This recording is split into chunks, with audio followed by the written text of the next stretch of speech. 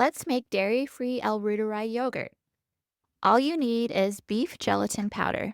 Links for everything are in the description and comments. You also need coconut milk with no gums in it, inulin powder, and of course, Reuteri probiotics. You can get the powder or crush up tablets.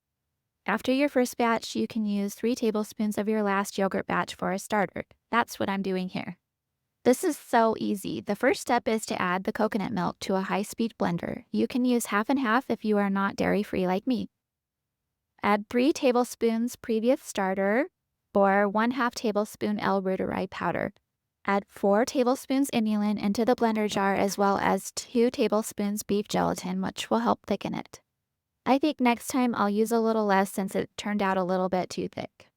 Blend your mixture for about 30 seconds. Add a few inches of water to the pot and put in the Instant Pot rack.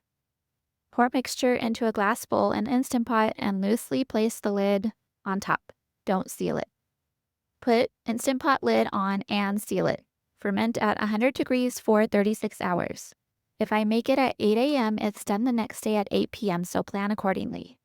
It separates a bit, but I think it tastes good that way. It will thicken up in the fridge as it cools. It's so good and very filling.